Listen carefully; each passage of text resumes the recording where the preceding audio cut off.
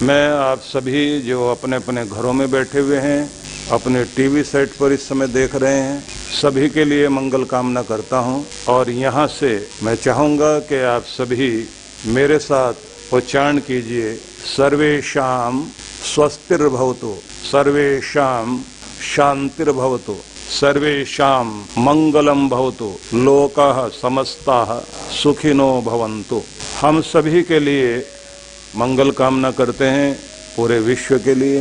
जो भी जहां जिस जिस रूप में जीवन जी रहे हैं, प्रभु कृपा करे कि सभी निरोग हों, स्वस्थ हों, सुखी हों, आनंदित हों, सभी का शुभ मंगल हो और सभी अपने जीवन में समस्त प्रकार के सुख को, आनंद को प्राप्त करें। और जिस भी प्रकार की इस समय व्याधि है, उपाधि है, वो सब समाप्त हो और सभी के जीवन में शांति हो, सुख समृद्धि हो। इस आनंद यात्रा में हम सब लोग शामिल होंगे और सभी इस बात को जानते हैं कि जीवन का सबसे बड़ा लक्ष्य एक ही है कि व्यक्ति दुख से बचना चाहता है और अपने जीवन में सुख को, आनंद को पा लेना चाहता है। जब हम सुख की परिभाषा करते हैं तो वहां हमारे ऋषि मुनियों ने, चिंतकों ने परिभाषा दी, सुहितम खेभ्य इंद्रियेभ्य इति सुखम। इंद्रियों को जो कुछ सुखकारी लगता है, अनुकूल लगता है, वो सुख है। दुहितम खेभ्य इंद्रियेभ्य इति दुखम। हमारे इंद्रियों को जो दुखद लगता है, प्रतिकूल लगता है, वो सब दुख है। ये भी कहा गया है, अनुकूल वेदनीयम सुखम, प्रतिकूल वेदनीयम दुखम। जहां जहां आपके जीवन में अनुकूलता है, वहां वहां आपको सुख लगता है, और जैसे ही कोई चीज आपके प्रति प्रतिकूल लगती है, वही आपके लिए दुखकारी हो जाती है। लेकिन जीवन में ये भी एक महत्वपूर्ण बिंदु है कि हम अपने प्रतिकूल को भी अनुकूल बना सकते हैं। तो ये भी संभव है कि अनेक बार प्रतिकूल चीजें हम अनुकूल भी कर लेते हैं। जब हम किसी चीज के प्रति उसके महत्व को, उसके कल्याणकारी हित को समझने लगते हैं, तो प्रतिकूल चीज भी हमें अनुकूल लगने लगती है।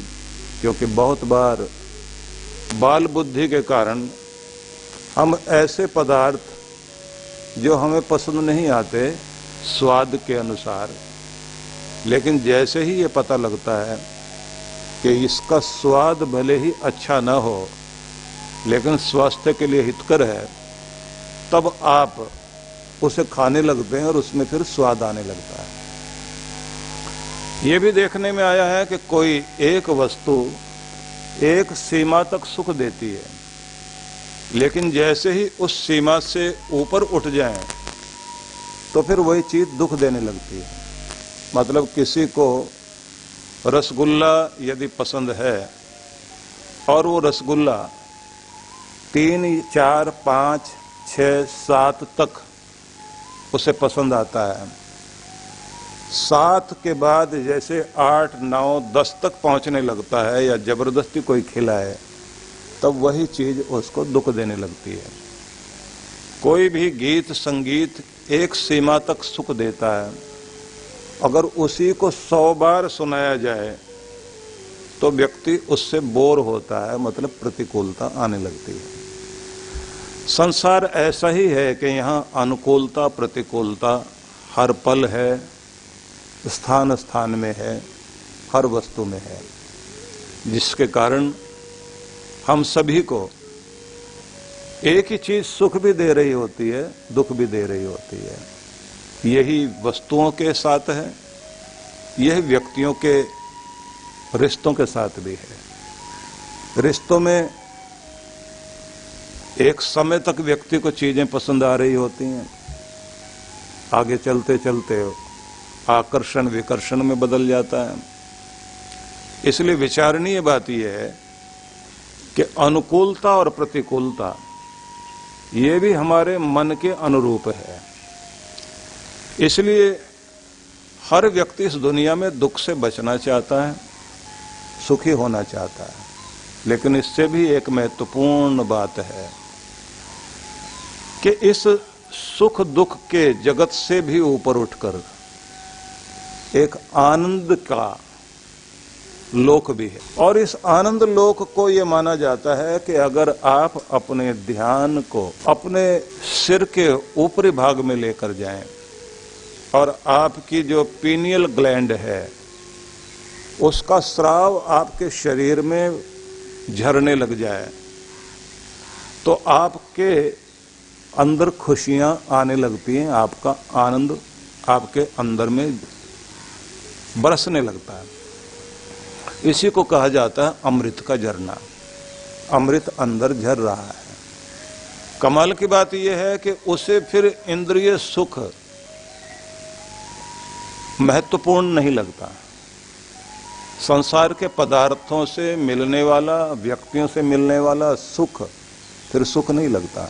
उसे लगता है कि अब मुझे अमृत मिल गया। तो ये ध्यान रख लीजिए, अमृत ही आनंद है और आनंद ही अमृत है। और इसी को लेकर हमारे ऋषि मुनियों ने घोषणा की, अमृतोपस्तरणमसि स्वाहा, अमृता पिधानमसि स्वाहा। अमृत मेरा बिछोना और अमृत मेरा ओढ़ना। मैं इसको बिछाऊं, मतलब आपका जो पहनावा है, आपके वस्त्र हैं, इन वस्त्रों में आप देखेंगे कि एक पीछे का भाग है, एक आगे का भाग है, दोनों को जोड़ दिया गया। इसको आप ओढ़ना बिछोना समझ लीजिए। मतलब आपके आगे और पीछे, आपके पूरे शरीर में जो भी कुछ आपने पहना हुआ है वह सब अमृत ही है। अद्भुत बात यह है कि ये अमृत आ जाए तो इसका मतलब माना जाता है कि अमृत देने वाला, आनंद देने वाला जो परमात्मा है, आप उससे जुड़ गए। और जब आप उससे जुड़ गए, उससे संबंधित होने का मतलब होता है कि अब आपके जीवन में अमृत झरना शुरू हो गया, आनंद शुरू हो गया। मजा और भी तब है कि अब आप वस्तुओं के पीछे जो भाग रहे थे, अब रिद्धि सिद्धि समृद्धि विभूति वो सब आपके पीछे दौड़ने लगे। अब इसको कबीर जब ये कहते हैं कि कबीरा मन निर्मल भया जैसे गंग का नीर, पीछे पीछे हरि फिरे, कहे तो कबीर कबीर, मन निर्मल हो गया, तो इसका मतलब है कि अनुभूतियां होने लग गई प्रभु की। और अब भगवान भी कहते हैं कि तुम्हें कुछ चाहिए तो मैं देने को तैयार हूं। अमृत की प्राप्ति के बाद संसार के पदार्थ गौण होने लगते हैं। इसलिए साधना करने वाले लोग उस अमृत तक पहुंचने के बाद फिर किसी और की कामना नहीं करते।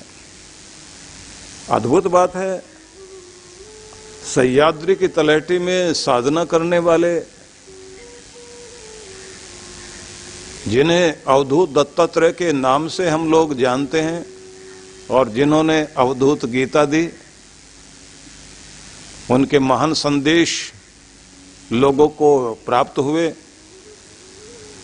दत्तात्रेय महाराज ने प्रत्येक व्यक्ति के लिए कहा कि अगर तुम उस अमृत को प्राप्त करना चाहते हैं तो सबसे पहले तितिक्षा तप कीजिए।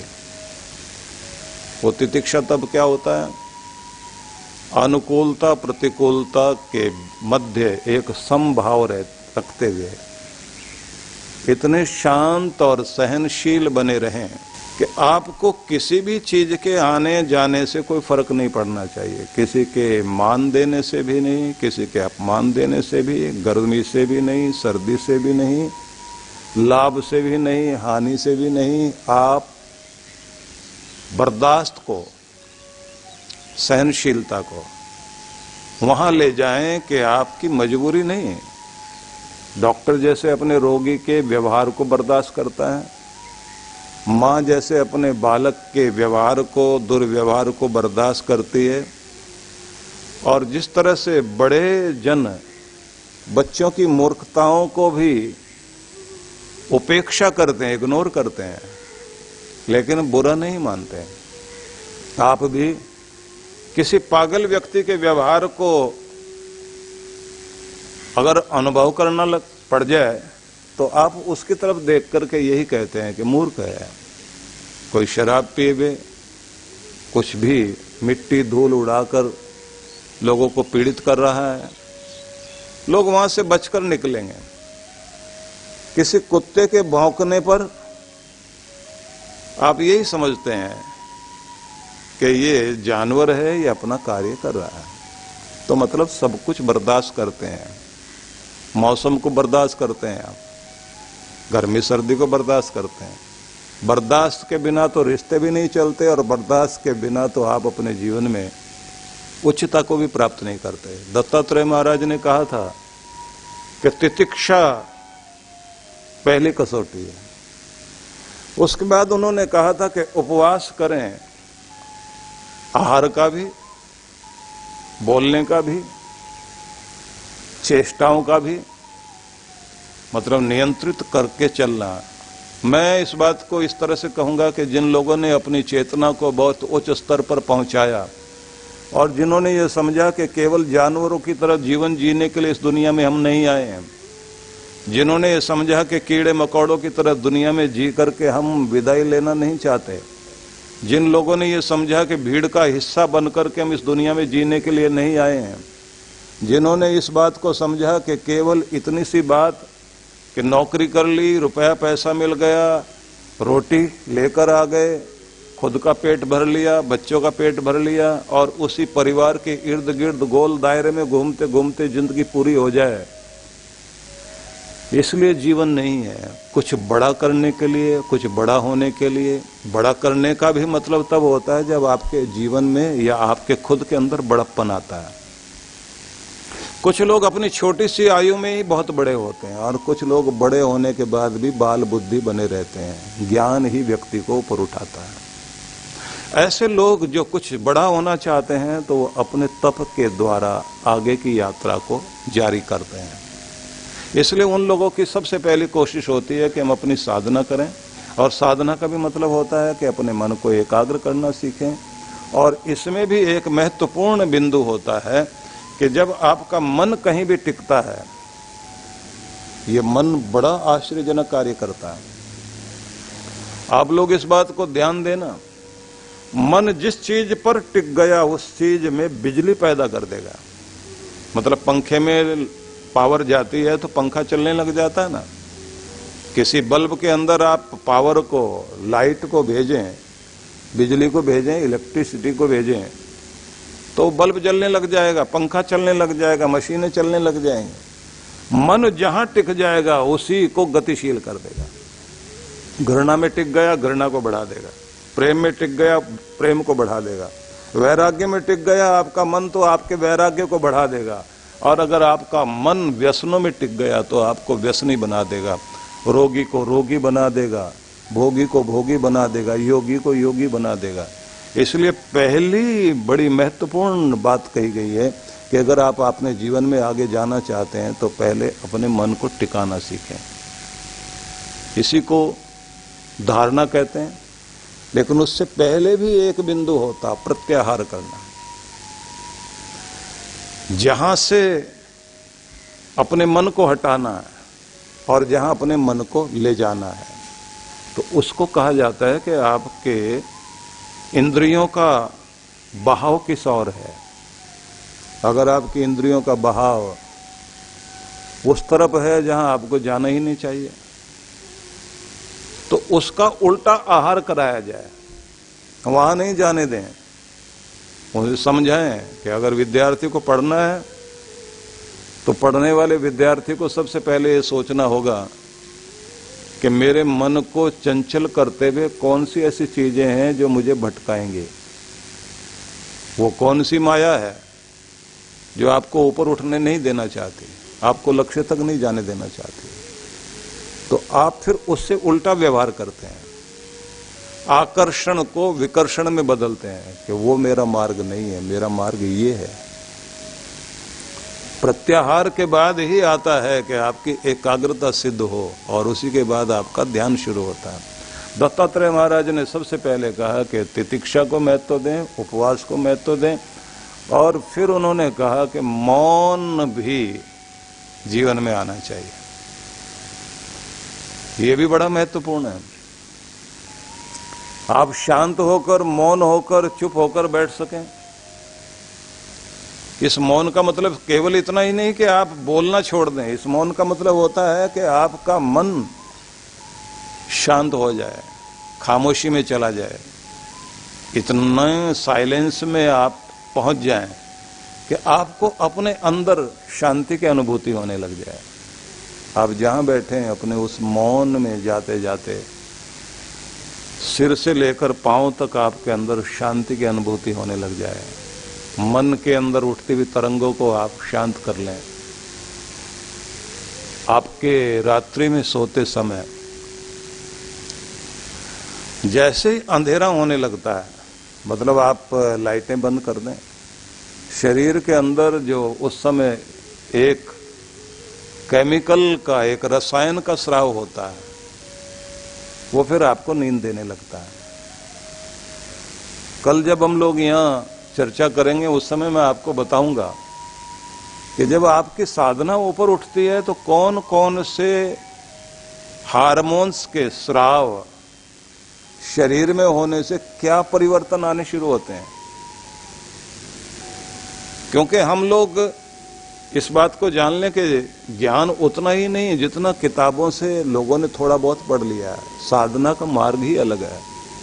दत्तात्रेय महाराज ने जब अपनी साधना को आगे बढ़ाया और उनको अपने अमृत की प्राप्ति हो गई, अपने आनंद की प्राप्ति हो गई, तो उनकी छाया से भी लोगों को लाभ हो रहा था। लाभ से मतलब यह कि उनके ओरा के प्रभाव में, उनके ऐसे लोगों के पास बैठने से भी अपने जीवन में लगने लग जाता है कि कुछ बड़ा मुझे भी होना चाहिए, मुझे शांत होना चाहिए। छोटे से बच्चे को भी लगने लग जाता है कि मैं इतना छोटा रहने के लिए दुनिया में नहीं हूं, बहुत बड़ा करने के लिए दुनिया में आया हूं। उसकी चेतना विस्तार पाने लगती है। गरीब को लगने लग जाता है कि मेरी मनोकामनाएं पूरी होने लगी हैं, अशांत को शांति मिलने लग जाती है। महान पुरुषों का अपना प्रभाव है। लेकिन दत्तात्रेय की साधना के बाद मजा ये हुआ कि उनको सब कुछ मिल रहा था, आनंद अंदर से अमृत की प्राप्ति हो रही है, लेकिन उनकी छाया में बैठने वालों को भी लाभ हो रहा था। वो दुनिया से दूर भाग रहे हैं और दुनिया उनकी तरफ भाग रही है। और उसके बाद गिरनार पर्वत शिखर पर जाकर बैठ गए। वो उनके मन में हुआ कि दुनिया से दूर जाना पड़ेगा। घूमते घूमते गिरनार पर्वत शिखर पर पहुंच गए। वहां पर सिर्फ दो ही तीन चीजें कहते हैं कि वहां थी। एक तो शेर, गिरनार से ही तो गिर गौ और गिर पर्वत, और जो गिर जंगल के शेर हैं, अद्भुत शेर हैं। वो शेर जिनके बाल इतने सारे बिखरे हुए, आप देखते हैं ना, जटाएं बड़ी, पूरी तरह से ऐसा लगता है कि जो बब्बर शेर होता है जिसको सिंह कहा जाता है, सिंह का ही सिंहासन, सिंहासन पर राजा बैठता था, दो शेर इधर सामने। तो उस जंगल में एक तरफ गिरनार पर्वत है और पर्वत पर ऊपर तक चढ़े हुए शेर है, और एक अंबाजी का मंदिर। अब तीसरे महाराज पहुंच गए, अवधूत दत्तात्रेय। अवधूत दत्तात्रेय जब वहां पहुंच गए तो उनको लगा कि अब ठीक है, अब कोई यहां तंग करने नहीं आएगा, क्योंकि ये संसार मंगतों का है, याचकों का संसार है, हर कोई मांगने के लिए यहां पहुंच जाएगा और हम तो खुद ही वहां से मांग रहे हैं। अपने को भर रहे हैं, अपने अमृत से जुड़े हुए हैं। वो साधना में बैठे हुए आनंद ले रहे हैं। और जैसे जैसे वो खड़े होकर अपनी साधना करें, बैठकर साधना करें, गुंजार करें, तो उनकी आवाज बकरी चराने वाले लोगों को आसपास जो सुनाई दे, वो कहें कि इस आवाज को सुनो। ये आवाज साधारण नहीं है, ये वो आवाज है जो भक्ति की तरफ ले जाती है। ये भटकाने वाली आवाज नहीं है, ये परमात्मा से अटकाने वाली आवाज है। और कुछ लोग कहें कि इस आवाज को सुनते सुनते आंखें बंद करो और कुछ मांगो, मिल जाएगा।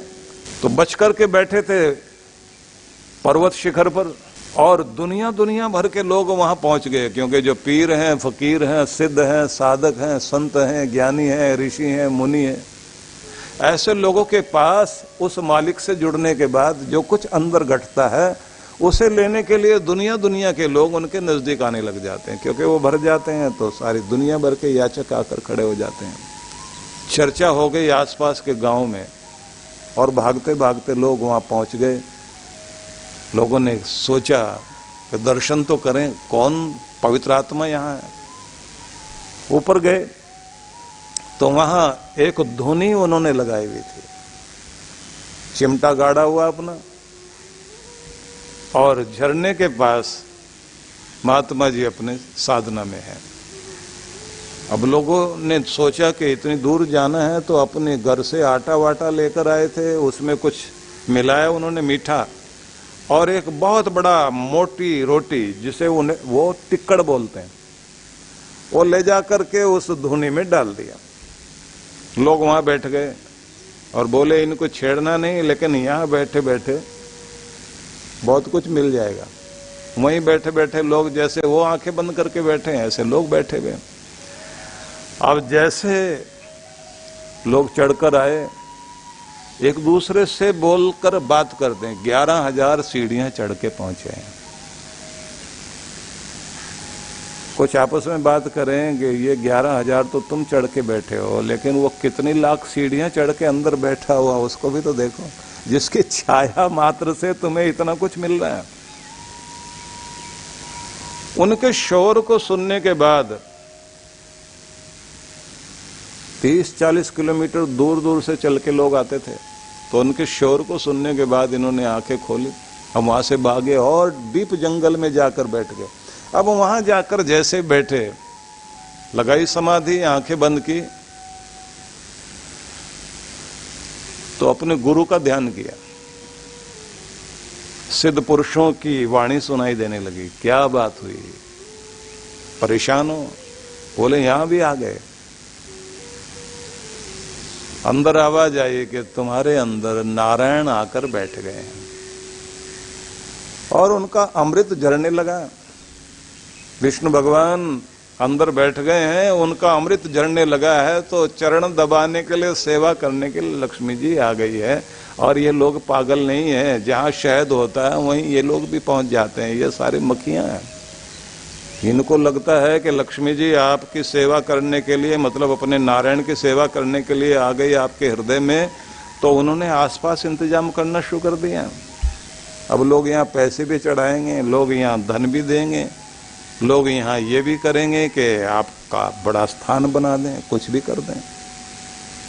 क्यों करेंगे ऐसा? बोले इसलिए करेंगे, ऐसा करने से उनको और मिलता है। हाथ जोड़े उन्होंने कहा कि भगवान अपनी माया समेटिए, हमें नहीं चाहिए सब। तो भगवान ने कहा कि जहां मैं होता हूं ना, तो वहां लक्ष्मी जी भी आती हैं, क्योंकि अकेली नहीं। ये ध्यान रख लेना, जब आपको अमृत मिल जाता है तो लक्ष्मी जी, समृद्धि, सुख सुविधाएं, वो सारी चीजें आपके आसपास आनी शुरू हो जाती हैं। लेकिन रास्ता वही है कि उस अमृत की प्राप्ति के लिए, उस आनंद की प्राप्ति के लिए आपको सबसे पहले अपने अंदर एकाग्र होकर अपने तितिक्षा को, उपवास को, अपने मौन को साधने के साथ में फिर आगे कहा गया है कि फिर ध्यान में उतरना चाहिए। ध्यान में जैसे उतरने लग जाते हैं तो उसके बाद में सिद्धि मिलनी शुरू होगी, और जब सिद्धि मिलनी शुरू हो जाती है तो फिर वो अमृत आपको अपने आप अंदर मिलना शुरू होता है। इसी को बोलते हैं आनंद की प्राप्ति। लेकिन प्रश्न ये उठता है कि अगर यहाँ तक कोई जाना चाहता है तो उसे क्या करना चाहिए। तो कहा गया है कि हर एक व्यक्ति को सबसे पहले नाम जप को महत्व देना चाहिए। अब ये नाम जप जिसकी महिमा कही गई है, तो ये नाम जप क्या है? तो इसमें दो चीजें आती हैं, एक तो मंत्र जाप, एक है गुरु मंत्र जाप। तो मंत्र जाप जिसको आप ये कहते हैं कि जो किसी भी मंत्र को आपने, जैसे महामृत्युंजय मंत्र लिया, गायत्री मंत्र आपने लिया, पंचाक्षरी मंत्र का आप जाप कर रहे हैं, कोई भी इस तरह का, या फिर जो गुरु मंत्र देता है। इसी में ये भी कहा जाता है कि ओंकार का जप भी है, और ओंकार जप करते हुए आप अपनी साधना को आगे बढ़ाते हैं। ये सब वही चीज है कि जब आप अपने अमृत तक पहुंचते हैं, अपने अमृत की प्राप्ति करते हैं। तो कहा गया है कि न नाम सदृशम ज्ञानम, नाम जपने के सदृश ज्ञान नहीं है। न ज्ञान, न नाम सदृशम ज्ञानम, न नाम सदृशम व्रतम, इससे बढ़कर कोई व्रत नहीं है। न नाम सदृशम ध्यानम, क्योंकि नाम जपते जपते ध्यान में पहुंचना है, नाम जपते जपते ज्ञान में पहुंचना है, और नाम जपते जपते वृत्ति बनना है। वृत्ति वरीय वर्णे, वर्ण करना आ जाए, चुनाव करना आ जाए, जीवन में लक्ष्य निर्धारण करना आ जाए, कि नाम ही आपको उधर लेकर जाएगा। न नाम सदृशो योगो, नाम स्मरण से बढ़कर कोई योग भी नहीं है। न नाम सदृशम शमः, नाम स्मरण से बढ़कर शांति प्राप्त करने का दूसरा मार्ग नहीं है। मतलब आनंद की प्राप्ति के लिए मंत्र जाप, नाम स्मरण। अब ये नाम से मतलब हुआ गुरु मंत्र का नाम स्मरण करना। न नाम सदृशम पुण्यम, न नाम सदृशी गति।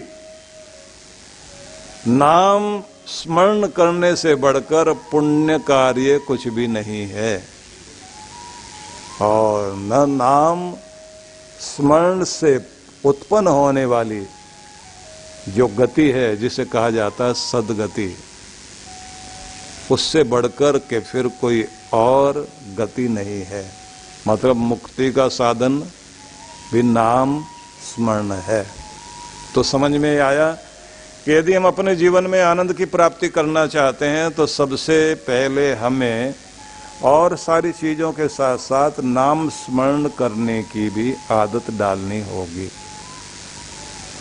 अब प्रश्न ये आया कि अगर कोई व्यक्ति नाम स्मरण करना चाहता है, चलते फिरते, उठते बैठते, सोते जागते नाम स्मरण करना चाहिए, लेकिन महान पुरुष लोग कहते हैं कि ये तो हुआ वो व्यवहार जो आपको सारा दिन जब भी मौका मिले भगवान का नाम स्मरण करें, लेकिन विधि ये नहीं है। विधि क्या है? कि विधि ये है कि आपके पास आपका एक आसन होना चाहिए। उस आसन पर आप बैठें, उसमें लाल आसन हो सकता है, ऊन का हो सकता है, रेशम का आसन हो तो बहुत अच्छा है, सूती आसन भी हो सकता है। आसन इतना बड़ा होना चाहिए कि जिससे आप बैठें तो आपका शरीर आसन से बाहर कहीं पर भी टच ना करे। मतलब जो है शरीर से भूमि टच नहीं होनी चाहिए, अर्थिंग नहीं होनी चाहिए, क्योंकि जब आप बैठेंगे तो आपके शरीर में एक विद्युत धारा बहेगी, बायो इलेक्ट्रिसिटी जो है अपना काम करेगी और अर्थिंग बिल्कुल नहीं होना चाहिए। तो कोई भी नॉन कंडक्टर, ऐसी कोई चीज जो विद्युत धारा को वहीं रोक दे। उसके बाद कहा जाता है कि आप जब बैठेंगे तो फिर आपको ज्ञान मुद्रा में ही बैठना है। तो ज्ञान मुद्रा अपनी इंडेक्स फिंगर को, तर्जनी उंगली को अपने अंगूठे के साथ मिलाकर जीरो बनाइए। जैसे आप किसी को बोलते हैं ना बहुत अच्छा है, ऐसे करते हैं। बस ये आप 3 उंगलियां सीधी रह जाएं और हाथ इस तरह से रखते हुए, दोनों हाथों को ऐसे रखते हुए घुटनों पर हाथ ले जाएं। उसके बाद कहा जाता है कि अब इसके बाद जो आपका मेरुदंड है, क्योंकि आपकी सारे चक्र, ऊर्जा के जितने भी पावर सर्किट हैं वो शरीर आपकी रीढ़ में है।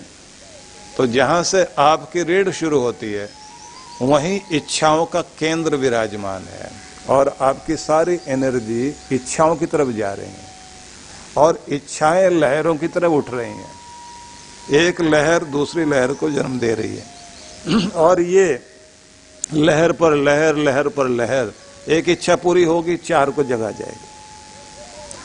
और फिर उर्दू के शायर की पंक्तियां याद आती हैं कि तमन्नाओं में उलझाया गया हूं, खिलौने दे के बहलाया गया हूं। खिलौने दे दिए तुमने और हमको उलझा दिया। माँ बाप बच्चे को खिलौने देकर उसको वहां भटका देते हैं कि वो खिलौनों में उलझा रहे। तुमने भी भगवान ऐसा कर दिया कि इच्छा का खिलौना पकड़ाया और माँ बाप का दिया हुआ खिलौना तो टूट जाता है, इच्छा का खिलौना कभी नहीं टूटता। ये तो लगातार जारी रहता है, एक के बाद दूसरा, या कह लीजिए इच्छा का खिलौना नए नए रूपों में सामने आता है और आदमी भटकता है। इसको सूरसा राक्षसी भी कहा गया है। ये भी एक मजे की बात है। सूरसा, जो रस जो है अच्छे लगते हों। हनुमान जी को जीतने के लिए सूरसा के सामने अपना आकार बढ़ाया, तो सारे लोग यही करते हैं, अपना आकार बढ़ाते हैं, अपनी ताकत बढ़ाते हैं। ये भी खाऊं, वो भी प्राप्त कर लूं, ये भी मिल जाए, वो भी मिल जाए, और सूरसा अपना आकार बढ़ाती जाती है। तो दोनों कंपटीशन में लगे रहते हैं, भोग ऐश्वर्य ललचाते हैं, आओ मेरी तरफ। व्यक्ति कहता है प्राप्त करके छोड़ूंगा, वो अपना सामर्थ्य बढ़ाता है और कंपटीशन जारी रहता है। और आखिर में जैसे हनुमान जी ने अपने को छोटा करके उसके पार निकले थे, बस वैसा ही सबको करना पड़ता है। अगर जीतना है तो अपने आप को छोटा करना ही पड़ेगा, नहीं तो नहीं जीत पाएंगे। तो इसलिए संसार के सारी चीजें, जितनी भी आकर्षण वाली चीजें हैं, वो इसी प्रकार से व्यक्ति को अपनी तरफ खींचती हैं। तो तमन्नाओं में उलझाया गया हूँ, खिलौने दे के बहलाया गया हूँ। तो ये तमन्ना का खिलौना सबको दे दिया गया, सब उसी में उलझे हुए हैं। बस ये मेरी कामना पूरी हो जाए, उसके बाद देखना मैं कितना खुश हो जाऊंगा, कितना सुखी हो जाऊंगा। बार बार हम इसी तरह की बात करते रहते हैं और जिसका परिणाम ये होता है कि किसी की भी एक इच्छा पूरी होगी, दूसरी इच्छा सामने आ जाएगी और खुशी मनाने का मौका जिंदगी में कभी नहीं आ पाता। इच्छा की सीढ़ियां चढ़ता रह जाएगा, प्रोग्राम एक ही रहेगा। जिंदगी में आनंद मनाना है, कब मनाना है ये नहीं पता लगता। और आखिर में जब चिता जलने का मौका आता है, आदमी ये सोचता अगले जन्म में शायद कोई आनंद वानंद होगा, अब की बार की जिंदगी तो गई। तो इसलिए कहा जाता है कि आपको आसन संभालना है और जहाँ से आपका इच्छा चक्र शुरू होता है वहाँ आपकी ऊर्जा न लगे, ऊपर उठे। अगला चक्र जहाँ निर्माण शक्ति को प्रयोग करते हुए सृजन में लगाना होता है, तो फिर वो चक्र आ जाता है। महान पुरुष लोग इस चीज को सिखाया करते हैं कि कैसे आप अपनी एनर्जी को ऊपर उठाओगे और अलग अलग स्थिति में ले जाते हुए कैसे इसका उपयोग करेंगे। मैं ये निवेदन करना चाहूँगा सभी से कि हमें अपनी साधना को ऊपर उठाने के लिए सबसे पहले आसन ठीक संभालें, मुद्रा ठीक करें और उसके बाद फिर ओंकार बिंदु संयुक्तम नित्यम ध्यायन्ति योगिनः कामदम मोक्षदम चैव ओंकाराय नमो नमः। कामनाओं को पूर्ण करने वाला और जो मोक्ष को भी प्राप्त करा दे, फिर ऐसी वस्तु चाहिए। मतलब हमारी इच्छाएं भी पूरी हो जाएं और मोक्ष भी प्राप्त हो जाए, तो उसके लिए फिर कहा गया ओंकार बिंदु से युक्त, मतलब अ ओ म नाद और बिंदु, तो 5 चीजें हुई। इनसे संयुक्त ओंकार का जो जाप करता है, जो नाम स्मरण का है, वो फिर उस आनंद की प्राप्ति को करता है।